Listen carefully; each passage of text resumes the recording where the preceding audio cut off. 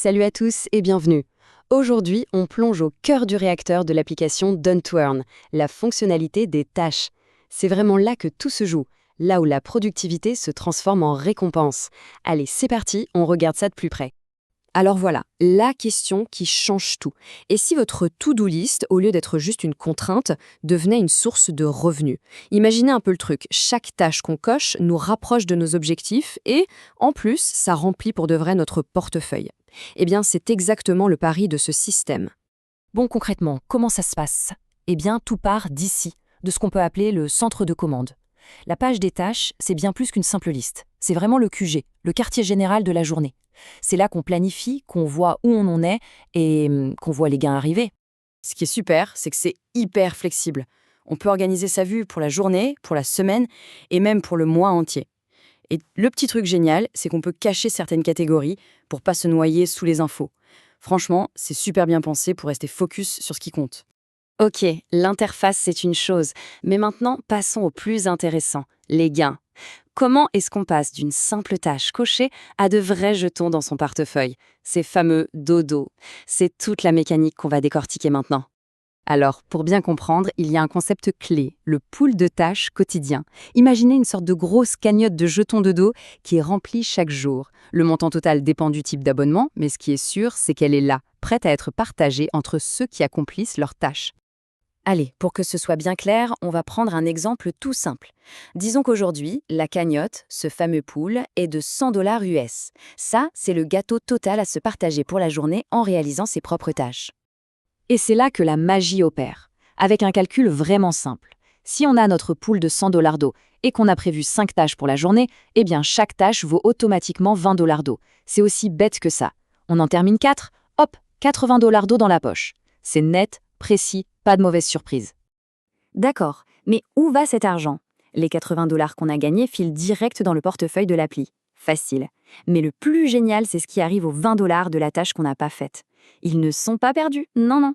Ils vont dans un autre portefeuille, celui de la bucket list. En gros, ce n'est plus une perte, ça devient un objectif à atteindre plus tard. Super astucieux, non? Alors, une fois qu'on a bien compris le système de base, on peut passer au niveau supérieur, avec une fonctionnalité un peu plus stratégique, les tâches dorées. Là, l'idée, ce n'est plus de gérer le quotidien, mais de préparer les grosses victoires de demain. C'est vraiment fait pour mettre le paquet sur ses plus grandes priorités. Et la différence entre les deux est super claire. Une tâche dorée, on doit la programmer la veille pour le lendemain. On ne peut en mettre que 3 maximum par jour.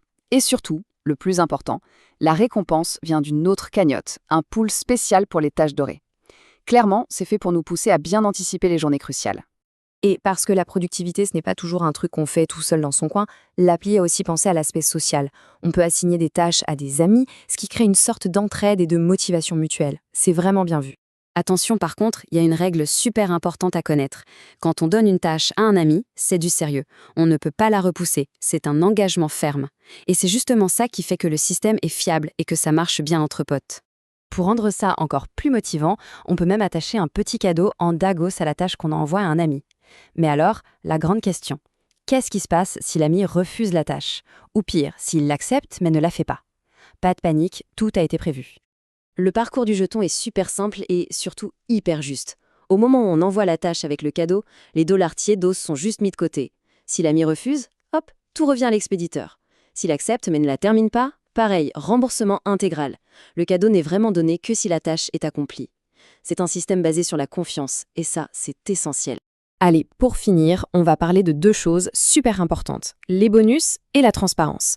Parce que oui, en plus des gains qu'on peut calculer à l'avance, il y a aussi des petites surprises, tout en ayant une clarté totale sur chaque mouvement.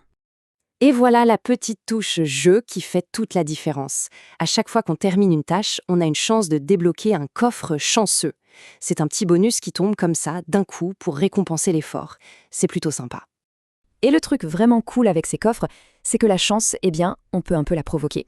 Plus on est régulier, plus on s'engage et plus on a de chances d'en ouvrir. Et même de tomber sur des coffres platine, qui sont beaucoup plus rares. C'est un peu comme leur devise le dit, la chance se gagne. C'est la constance qui paie, littéralement. Et pour être complètement serein, il faut savoir que tout, mais alors absolument tout, est tracé. Chaque jeton gagné, chaque cadeau envoyé, chaque bonus reçu, tout est noté noir sur blanc dans l'historique du portefeuille. Comme ça, c'est limpide, on garde le contrôle total, tout le temps. Finalement, cette phrase, elle résume tout. Exécuter son plan, gagner avec clarté et garder le contrôle total de sa progression. C'est vraiment ça la philosophie derrière cette fonctionnalité. Donner les outils pour avancer, récompenser chaque pas de façon juste et s'assurer qu'on reste toujours le maître à bord. Du coup, pour terminer, la question n'est plus de savoir si on peut être récompensé pour sa productivité, mais plutôt par quoi on commence, quelle sera la toute première action à cocher pour mettre tout ça en route.